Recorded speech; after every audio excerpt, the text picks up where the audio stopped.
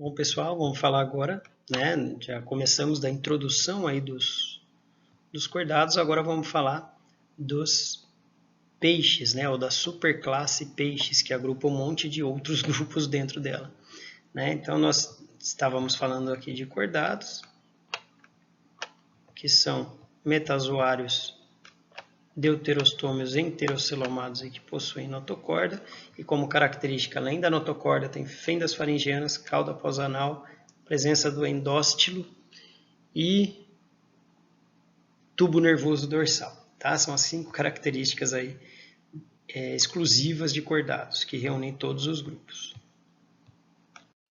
Então, nos cordados temos vários representantes e hoje nós falaremos deste grupo aqui, que é o grupo dos peixes, né? Que antes era classificada como uma classe de cordados, hoje em dia ela é uma superclasse. Então ela abrange algo bem mais amplo. Então aqui, como eu falei, nós falamos na aula anterior dos protocordados e da introdução aí ao grupo dos cordados. Agora a gente vai falar desses caras aqui, agnatos, peixes ósseos e peixes cartilaginosos. Então, como representante aí dessa superclasse peixes, nós temos a lampreia, feiticeira, o lambari, pacu, tubarão, arraia. Na verdade, tudo que vocês chamam de peixe vai estar aqui. Só pelo amor de Deus, não chame baleia de peixe, golfinho de peixe, porque eles não são boto, eles são mamíferos aquáticos, tá? Mas tudo que tem carinha de peixe geralmente é peixe, com exceção dos que nadam dorso-ventralmente. O que diferencia um mamífero de um peixe é isso, tá? O peixe tem aquela ondulação lateral do corpo, né? Faz assim, ó.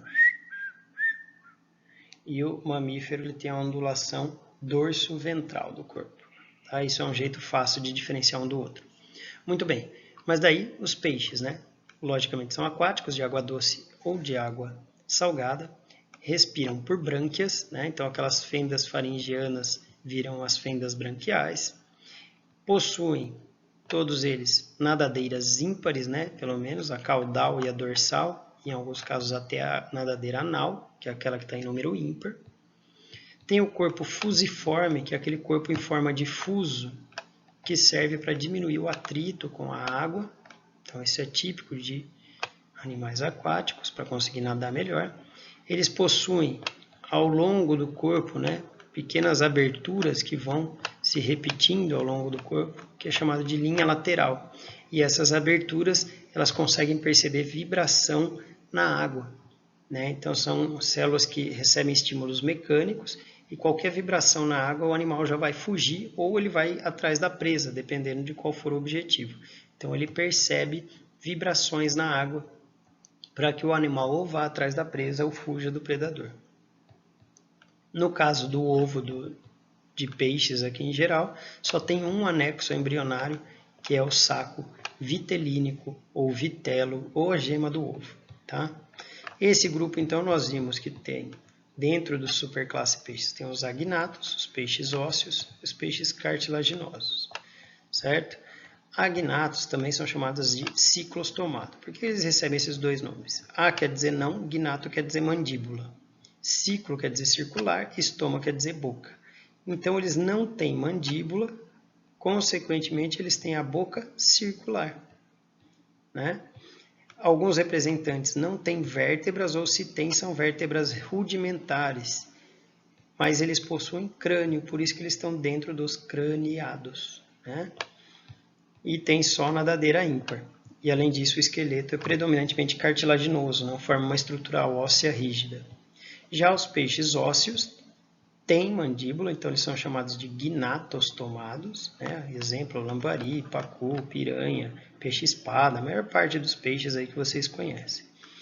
E ele é chamado de peixe ósseo porque o esqueleto predominantemente ósseo, possui crânio e vértebras, ao contrário aqui do primeiro grupo, que é dos agnatos, que não tem vértebras ou elas são rudimentares, e tem nadadeiras ímpares e nadadeiras pares, que são as nadadeiras peitorais e pélvicas, que ajudam aí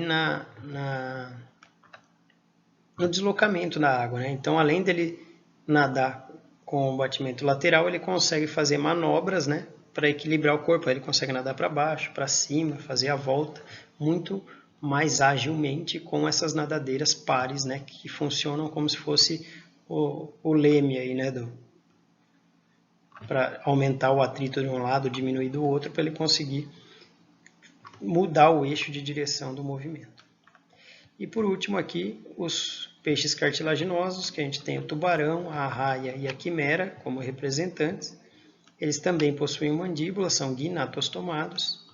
O esqueleto é predominantemente cartilaginoso, também possui crânio e vértebras, assim como os peixes ósseos, e nadadeiras pares e ímpares.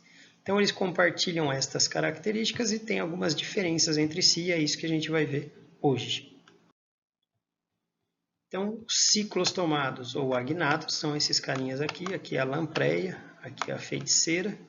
A lampreia ela é um parasita de peixes, então ela tem essa boca circular cheia de dentinhos córneos que auxiliam aí na sucção do sangue das brânquias, né? Então ela se alimenta do sangue de peixes e ela gruda na brânquia dele.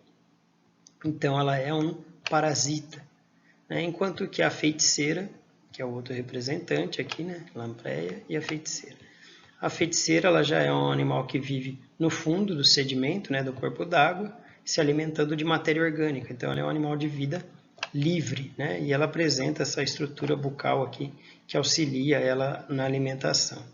Eles não têm mandíbula, portanto tem a boca circular, por isso que é agnatus, não mandíbula, ciclostoma, ou ciclostomado, né? Estoma é boca, ciclo circular. Mas eles têm a linha lateral como mecanorreceptor, assim como os demais peixes. Tem nadadeiras somente ímpares, não tem nadadeira par, então só nada por ondulação lateral do corpo mesmo. Beleza? Aí, nos condrictes, ou peixes cartilaginosos, né? Temos aqui o tubarão, a arraia e a quimera. Quimera, acharam uma aqui no Brasil há cerca de 20 anos, mais ou menos. Achava-se que estava extinta, mas descobriram com uma pesca aleatória, né? Descobriram que tinha um representante vivo lá e daí descreveram tudo, a espécie aqui do litoral brasileiro. Tá? E o que eles têm como característica? Todas as características que a gente vai falar são baseadas principalmente em tubarões e arraias, né? Então ele tem esqueleto predominantemente cartilaginoso, são chamados de gnatostomados, então a mandíbula se forma a partir dos raios branquiais, né? Então aquelas fendas branquiais, os raios branquiais, aquela estrutura óssea, dá origem, uma delas dá origem à mandíbula, né? E a mandíbula foi extremamente importante para conseguir se alimentar de alimentos cada vez maiores e atingir tamanhos maiores também, no caso aqui dos peixes. A boca, no caso do tubarão, ela fica em posição ventral, na parte de baixo. Por quê? Porque ele tem esse narigão aqui bem avançado. E no caso da arraia, a boca fica mesmo para o lado inferior, para o lado ventral. Esse narigão dele aqui é chamado de rostro. E ele é típico de tubarões. É nessa região que estão todas as células quimiorreceptoras, a narina dele, as ampolas de Lorenz. Então, várias células receptoras de estímulos estão nessa região do nariz e é por ali que ele consegue captar os estímulos químicos, principalmente, e também os estímulos elétricos, para ele conseguir buscar a presa dele. Então, ele é um predador muito bem adaptado, né? Ele foi feito para predar. Possui linha lateral ao longo do corpo, assim como os agnatos e os peixes ósseos. Tem nadadeiras pares, né, que são as nadadeiras peitorais e pélvicas, que auxiliam nessa mudança de direção, né, mais facilmente, mais ágil. Então tem nadadeira par e ímpar. Eles possuem 5 a 7 pares de fendas branquiais. Então aqui na lateral do corpo, elas ficam expostas. Então, essas fendas branquiais são expostas. Por quê? Porque eles não têm opérculo. O que é opérculo? Aquela estrutura que fica atrás lá do olho, abrindo e fechando, que a gente chama de guelra, né? Dos peixes ósseos, né? Então, os peixes ósseos têm opérculo, peixes cartilaginosos não têm. Aí, peixe cartilaginoso, no caso do tubarão, né? Ele tem o tubo digestório curto e ele apresenta uma estrutura especial que é chamada de válvula espiral, que a gente vai ver ali na frente mais em detalhe. E o tubo digestório dele termina em cloaca, no caso dos peixes ósseos termina em ânus. Cloaca é uma abertura incomum para reprodução, para o sistema excretor, que é a urina, e para o sistema digestório, que são as fezes. Então é parecido aí com o que acontece, por exemplo, com um réptil ou com uma ave, né? A galinha tem a cloaca também. Possuem cauda heterocérca, né? Para quê? Para dar impulsão. Então, é heterocérca porque ela tem o cerco superior bem maior do que o inferior. Daí, na hora da natação, o corpo é impulsionado para cima, né? Ele dá uma impulsão para cima. Por que disso, gente? Porque no caso do tubarão, ele não tem um órgão que é chamado de bexiga natatória, que está presente em peixes ósseos.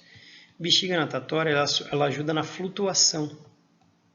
Então, aqui, como ele não tem a bexiga natatória, né? A bexiga natatória está ausente, aí ele precisa de mecanismos para ele manter a flutuação e também para impulsionar o corpo para cima. Tubarão, geralmente, ele fica associado ao sedimento, lá no fundo do oceano. Né? Aí, quando você vê ele na coluna d'água, ele está sempre nadando e sempre com aquele narizão empinado.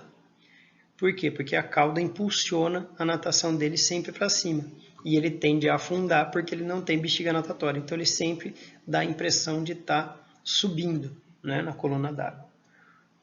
Aí, como que ele resolve essa questão da flutuação? É muito comum tubarões, né, principalmente os de grande porte, armazenar grande quantidade de óleo no fígado. Aí o óleo é menos denso e ele ajuda na flutuação do corpo do animal na coluna d'água. Caso contrário, ele vai para o fundo do sedimento, ou vai ficar nadando o tempo todo. As escamas de tubarões, elas são escamas diferentes, elas são de origem dermoepidérmica, tanto as escamas quanto os dentes. E com isso elas têm uma reposição muito rápida, né? Os tubarões têm fileiras de dentes, né, que ficam logo abaixo, então ele tem a fileira que está em pezinho e tem várias que estão aqui abaixo. Quando ele morde, ele perde vários dentes e já repõe esses dentes logo a seguir, é como se fosse uma roleta, ela vai girando, né, com essa arcada cheia de dentes. Então a reposição de dentes é muito rápida e a escama tem uma estrutura similar, como a gente vai ver em detalhes mais para frente. Então eles excretam ureia, isso aqui é uma característica importante também para eles manterem a concentração do corpo com a mesma concentração da água do mar. Por quê, gente? A água do mar é salgada, então a tendência de qualquer organismo é perder água o tempo todo, né? Porque é muito concentrado lá fora, então a gente perde água por osmose quando está na água salgada. A gente vai desidratando. E isso é ruim. Então, o que ele precisa fazer? Ele precisa arrumar um mecanismo para controlar essa perda de água. O que ele faz? Ele transforma a amônia em ureia, a ureia é menos tóxica, ele consegue acumular essa ureia no corpo.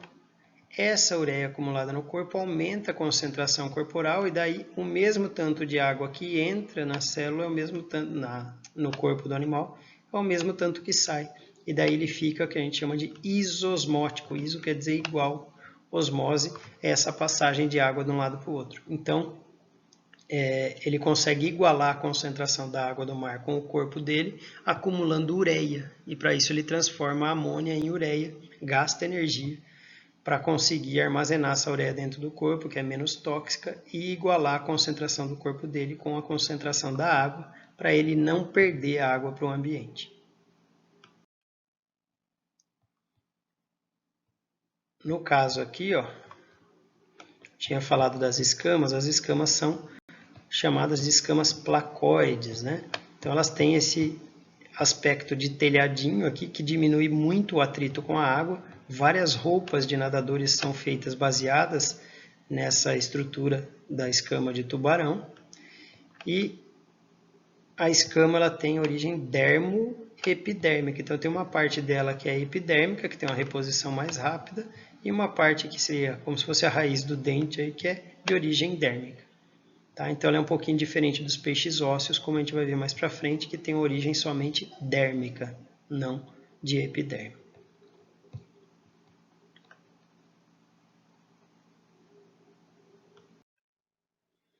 Aí, quanto à reprodução, né, gente? Quanto à reprodução, os tubarões têm fecundação interna, eles apresentam um órgão especial que é chamado de clasper, né? Então ele tem um prolongamentinho que ele usa e na hora da fecundação ele se enrola na fêmea, né? O macho aqui, ó, e ele põe o órgão genital dele dentro do poro da fêmea e ele introduz os gametas dele dentro do corpo da fêmea. Então a fecundação é interna.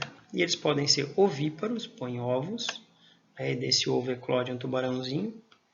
Podem ser ovovivíparos, como tem várias espécies que põem o ovo, só que o ovo se desenvolve dentro do útero materno. E daí é muito comum o canibalismo, né? O primeiro filhote que nasce é o mais forte, ele acaba comendo os outros ovos dos outros filhotes logo que ele nasce. É muito comum isso dentro da barriga da mãe já. E tem casos de espécies vivíparas, onde o útero tem uma secreção nutritiva, onde o filhotinho consegue se desenvolver e já sai prontinho, sem formar estrutura ovo ou nada. Aqui tem alguns exemplos de ovos de tubarões, tá? Então eles têm esse aspecto bem diferente, né? Bem exótico.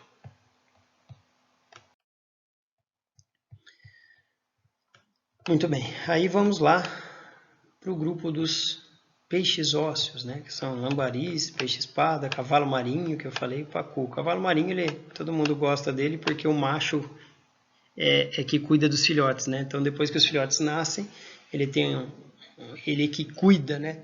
Desses filhotinhos, né? Do ovinho e do filhotinho. Então ele põe dentro do corpo dele e ele consegue ter o cuidado parental, que a gente chama, que geralmente é atribuído à fêmea, mas no caso do cavalo marinho é o macho que cuida dos filhotinhos. Muito bem, gente. Peixe ósseo, predominantemente esqueleto ósseo, possuem mandíbula, assim como os outros, também formada a partir dos arcos branquiais, né? A boca aqui está em posição anterior, geralmente, lógico, tem variações, por exemplo, o cascudo tem a boca ventral também, tem a boca embaixo e é um peixe ósseo, tá? Mas, de regra geral, a boca é em posição anterior, enquanto o tubarão e a raia sempre a boca é embaixo. Possuem linha lateral, como órgão mecanorreceptor, né, para perceber as vibrações na água. Tem nadadeiras pares e ímpares, assim como ocorre com os peixes cartilaginosos.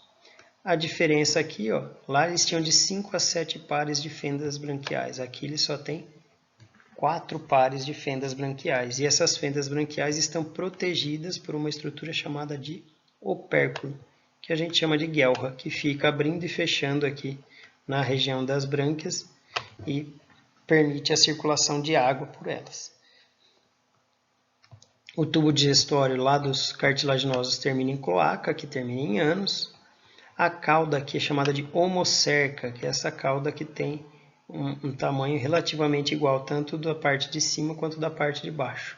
Tá? Aqui, ó, por exemplo, ó, tem mais ou menos o mesmo tamanho. Ou ela forma uma única cauda sem aquela bifurcação. Tá? Isso é chamado de cauda homocerca e ela é raiada, ela tem raios, né, bem nítidos, que são essas estruturas que dão uma certa sustentação a essa nadadeira. Como grande parte desses peixes são de água doce, a gente vai ver que eles têm mecanismos diferentes de regular, né, a quantidade de água, mas como eles são de água, né, doce a maioria, também tem de água salgada, mas eles não precisam economizar água, como é o caso do tubarão, a gente já vai ver por quê. Tá? Ele tem um mecanismo diferente de regular isso. Mas aqui, no caso, eles excretam amônia, eles são chamados de amoniotélicos, enquanto que os peixes cartilaginosos são ureotélicos. Certo? Esses amoniotélicos, eles perdem grande quantidade de água na urina, tá? Porque é um resíduo extremamente tóxico, enquanto a ureia é menos tóxica e perde menos água na urina. Uma característica muito importante de peixes ósseos é que eles têm a bexiga natatória, que é um órgão de flutuação, que a gente vai ver já já como é que ele funciona. E quanto às escamas, as escamas podem ter diferentes formatos, ganoides, cicloides e quitenoides, e elas têm origem dérmica, diferentemente da do tubarão, que era de origem dermoepidérmica. Então aqui tem um aspecto geral de peixes ósseos, né, com vários exemplos. Aqui nós vemos o órgão bexiga natatória, que é um órgão que tem a função de flutuação, né? Então o animal, quando ele quer subir na coluna d'água, ele enche a bexiga natatória de ar e com isso o empuxo vai ficar maior do que o peso e daí ele flutua, ele sobe na coluna d'água. Se ele quiser ficar paradinho, basta ele manter a bexiga natatória parcialmente cheia, que ele vai ficar paradinho na coluna d'água. E se ele quiser afundar, basta ele esvaziar essa bexiga natatória que ele afunda na coluna d'água sem precisar nem nadar, ele só vai com o peso dele cedendo.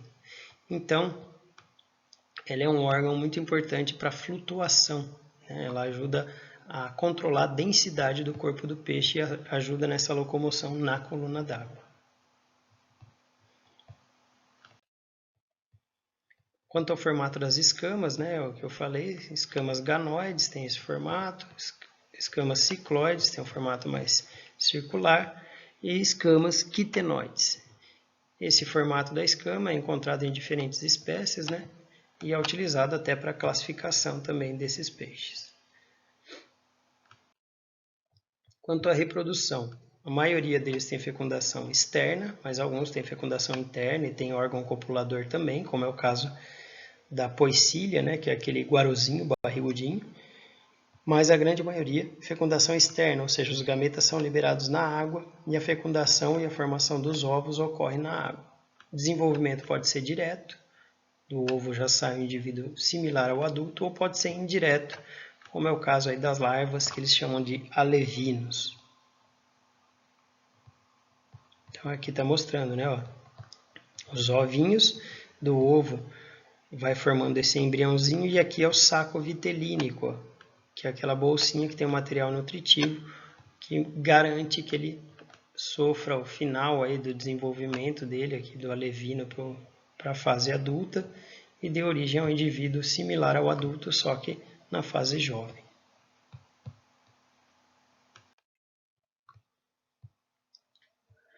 Aí pensando, né, gente, na superclasse peixes como um todo, né, o que aqueles, tanto peixes ósseos quanto cartilaginosos, têm como característica quanto aos sistemas, né, e o que eles têm de igual, o que eles têm de diferente. Sistema respiratório de peixes, em geral, é um sistema respiratório branquial, né? E esse sistema respiratório branquial, ele tem um sistema que é chamado de contracorrente. Então, sempre o fluxo da água, ele tem que ir no sentido contrário do fluxo sanguíneo que passa nas brânquias. Por quê? Porque assim sempre vai ter um máximo de oxigenação. Então, se vocês observarem aqui, ó, a água que está chegando, ela estaria com o máximo de oxigênio, né? Enquanto que o sangue aqui do final, ele vai ter o máximo de oxigenação se ele estiver no sentido contrário. Se eles estivessem no mesmo sentido, ia chegar aqui 100%, aqui ia estar, sei lá, baixar para 60%, e aqui ia ficar 60%. Nunca ia chegar no máximo da oxigenação, aqui em torno de 90%, porque eles iam acompanhar a mesma concentração, no mesmo sentido. Então, esse fluxo, ou sistema de contracorrente entre o fluxo de água nas brânquias e o fluxo sanguíneo nas brânquias, otimiza a captação de oxigênio da água, visto que a água tem uma taxa de oxigênio muito baixa quando comparada ao ar. Sistema circulatório, gente, é um sistema circulatório que a gente fala que é fechado em todos aqui os cordados, o sistema circulatório vai ser fechado, ou seja, o sangue circula dentro de vasos sanguíneos e é bombeado por um coração. Nunca ele vai cair num espaço aberto, vazio, como ocorria lá nos invertebrados. Esse sistema circulatório fechado de peixes, eles têm um coração com duas cavidades, um átrio e um ventrículo. O átrio é o que recebe o sangue que veio do corpo e o ventrículo é o que bombeia o sangue para o corpo, certo?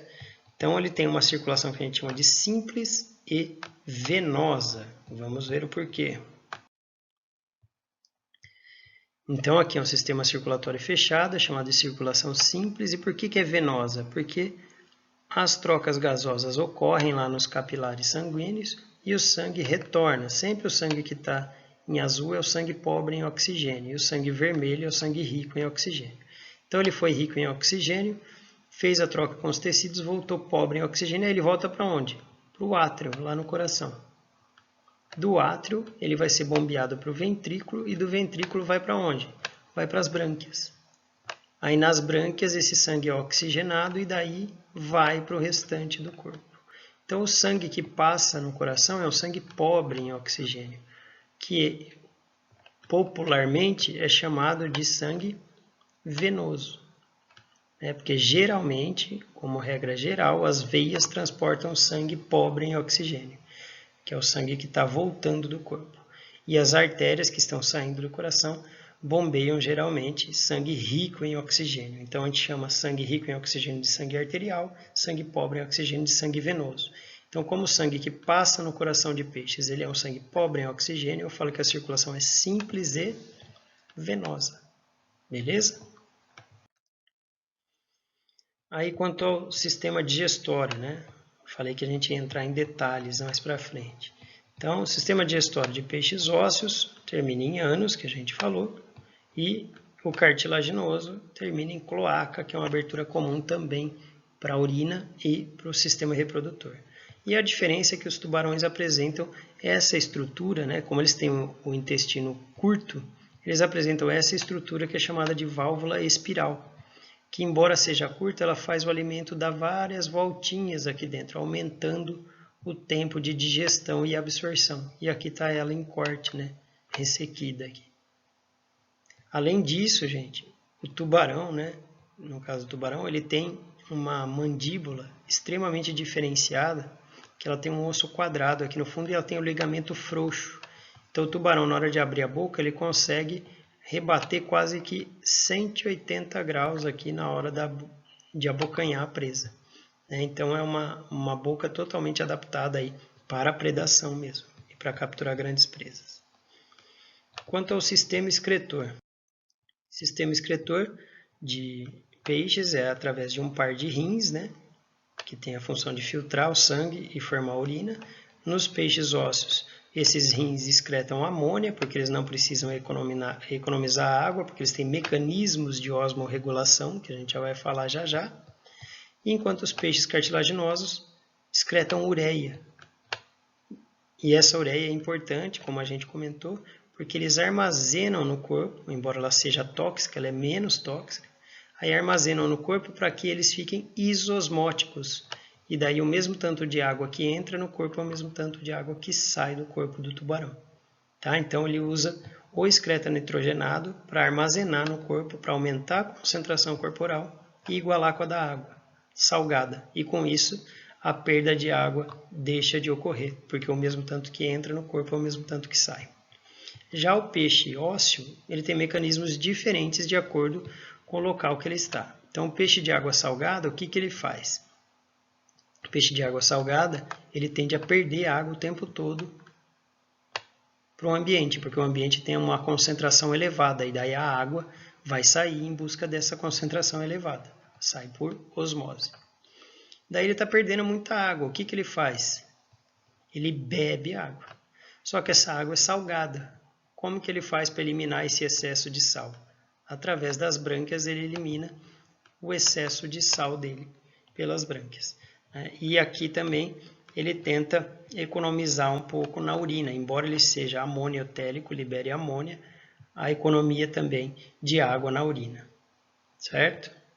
Então a urina é um volume menor, embora seja diluída, é um volume menor do que um animal de água doce. O de água doce, ele não bebe água. Por quê? Porque ele já tende a ganhar água, porque o corpo dele é mais concentrado do que a água doce, que tem poucos sais. Aí entra muita água no corpo dele e daí o que ele faz? Ele vai eliminar uma urina muito abundante para eliminar esse excesso de água. Só que daí quando ele elimina a urina abundante, ele perde vários sais minerais. Ao invés da brânquia excretar sais, como ocorria no de água salgada, ela absorve sais do ambiente para manter a concentração interna adequada. Então esse é o mecanismo osmorregulador que os peixes ósseos fazem para não perder água para o ambiente ou para eliminar o excesso de água para o ambiente. Quanto ao sistema nervoso, né? Todos os cordados aí vão ter tubo nervoso dorsal, formando um encéfalo, né? Que seria o cérebro, uma medula que se prolonga pelo corpo do animal e de onde partem os nervos que vão comandar as diferentes regiões. No caso dos peixes cartilaginosos, eles têm estruturas especiais que são eletroreceptoras, além de um olfato extremamente desenvolvido, né? Então essa estrutura eletroreceptora é chamada de ampolas de Lorenzini, que foi o cara que descobriu isso aqui. Então ela tem uma comunicação na região da cabeça, ali tem várias aberturas que são preenchidas por um óleo, e esse óleo consegue captar contrações musculares, né? Ondas eletromagnéticas. Então é um órgão eletroreceptor, então ele consegue perceber a eletricidade liberada pela contração muscular do corpo da presa dele. Lógico que numa distância aproximada. E além disso, ele tem uma grande capacidade olfativa, como eu disse, e muitos tubarões enxergam muito bem na água. Muito bem, gente. Aí esses peixes ósseos, é interessante, né, que a gente saiba que esses peixes ósseos eles têm representantes que são chamados de sarcopterídeos ou dipnóicos. Dipnóico é porque eles chamam de peixes pulmonados, né? Eles formam um pulmão a partir lá da bexiga natatória modificada, que tem comunicação com a faringe. E sarcopterídeos é devido ao tipo de nadadeira que eles formam, com uma nadadeira mais forte, né? Com uma estrutura óssea dentro, que é chamada de nadadeira lobada. Então esses grupos apresentam nadadeiras lobadas, e eles podem respirar o ar, né? Eles podem sair da água e respirar o ar através de pulmões que se formaram a partir da bexiga natatória modificada, que tem comunicação com a faringe, né? E as narinas também se abrem na cavidade bucal, né? Em alguns grupos. Então eles são os prováveis ancestrais de todos os tetrápodas, que são os anfíbios, répteis, aves e mamíferos, né? Então os primeiros tetrápodas se originaram provavelmente a partir desses grupos, né? Nós temos aqui no Brasil a piramboia, que é esse bichinho aqui. Minto, não é esse, é este aqui. Né? Então a piramboia, ela é um peixe desse tipo, né? Dos sarcopterídeos aqui, que consegue respirar o ar atmosférico. Então, se ela estiver numa área alagada, ela consegue lá ficar intocadinha e consegue fazer troca gasosa direto com o ar. Ela não precisa ficar dentro da água para sobreviver, né? E muitos desses peixes acabam indo de lagoa em lagoa. Eles vão pelo terreno lamacento, né? Quando o rio seca, né? E daí muitas vezes eles até conseguem se tocar e ficar quietinho lá. Quando volta a chuva e o rio volta a ter volume, aí ele sai nadando numa boa. Então, provavelmente, esses grupos foram os primeiros aí que deram origem aos tetrápodas. Aqui tem uma espécie fóssil até, que é chamada de Ichthyostega, que é um fóssil que a gente chama de tetrápodomorfa.